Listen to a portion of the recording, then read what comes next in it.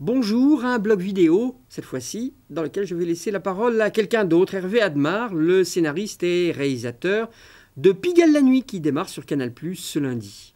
Alors vous avez sûrement remarqué, il se passe quand même pas mal de choses dans le domaine de la fiction française. On voit des œuvres de plus en plus intransigeantes, de plus en plus différentes, bien foutues, bien écrites, et même des œuvres destinées à un public beaucoup plus large, beaucoup plus, on va dire, banal, deviennent assez intéressantes. Moi, là, je fais carrément allusion à l'Internat, la nouvelle série qui vient de démarrer sur M6. J'ai regardé les 2 premiers épisodes sans déplaisir, sans surprise, mais sans déplaisir.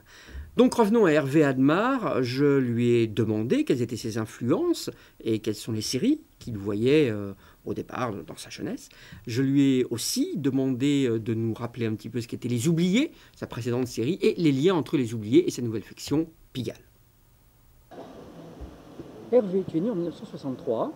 C'est vrai. Donc quelles sont les productions de l'époque, quand tu étais petit, qui t'ont marqué, ou simplement que tu regardais? La toute première série que j'ai appréciée, tu veux dire? Ouais. Les Mystères de l'Ouest. Les Mystères de l'Ouest. Tu te souviens de Samedi est à vous, La Une est à vous? Absolument. Le samedi après-midi. Bah voilà, Bernard Gollet qui nous demandait à choisir. Absolument. Bernard Gollet, le seul, l'unique. Ouais. Et voilà, j'étais un petit peu scotché tous les samedis de 13h à 18h. Et c'était Les Mystères de l'Ouest, Mission Impossible. J'aimais beaucoup Mission Impossible. Mais il y avait aussi Vidocq, Arsène Lupin, il y avait Kung Fu. Enfin voilà, toutes ces séries-là, des années 60-70. Quand tu t'es lancé dans Les Oubliés, ouais. Quelles étaient tes influences? Simenon, Chabrol. Ça, c'était pour le fond. Après, pour la forme, effectivement, moi, mes séries préférées, c'est The Shield, c'est The Wire, c'est Soprano. Enfin, voilà, toutes les séries qu'on aime tous. Hein. Ouais. Carnival, tout ça. Donc voilà, je suis allé chercher dans la forme des choses comme ça. Mais dans le fond, l'histoire d'un gendarme qui enquête sur des disparitions de jeunes femmes dans le nord de la France, on est quand même très ancré dans un patrimoine français, sans que ce soit négatif d'ailleurs. Pigalle, c'est quoi par voie de circonstance? C'est aussi l'analyse d'un frère qui recherche sa sœur, de deux clans qui sont dans lui? Alors, ou oui. C'est simplement une description de Pigalle en tant que tel? J'essaie de faire le lien un petit peu entre les deux, de dégager un peu ce que tu aimes de dégager raconter, un auteur. On va dire ça. Voilà. C'est un bien grand mot.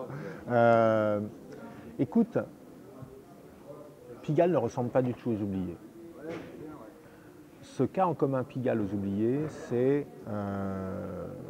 l'élaboration d'une série originale avec un vrai concept à la base. Les Oubliés, c'était une série sur l'obsession d'un homme. Pigalle, c'est une série sur un quartier qui s'appelle Pigalle. C'est une série chorale. Le fil rouge, c'est un frère qui cherche sa sœur. Mais à travers ce fil rouge, on va découvrir plein de personnages qui ont tous une problématique, c'est qu'ils veulent tous être aimés, comme nous tous, on veut tous qu'on nous aime. On veut tous découvrir l'amour.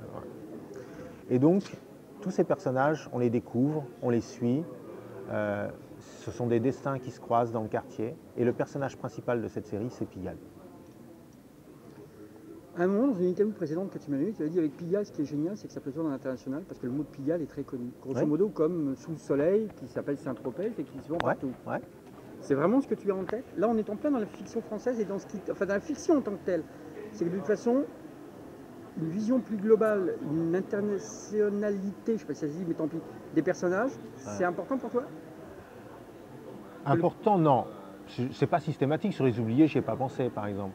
Mais sur Pigalle, oui, il m'a semblé, quand j'ai pensé avec Marc Herpoux, mon co-scénariste qui est à la création de la série avec moi, quand on a réfléchi tous les deux à cette série, on s'est dit assez rapidement, effectivement, ouais, Pigalle, personne ne l'a jamais fait. On met tellement de fantasmes, on projette tellement de choses dans ces 2 syllabes, Pigalle, que voilà, ça projette un imaginaire et tout le monde peut se projeter dedans. Et ça fait rêver tout le monde. Voilà. Et donc on peut le vendre, pourquoi pas, à notre pays, bien sûr.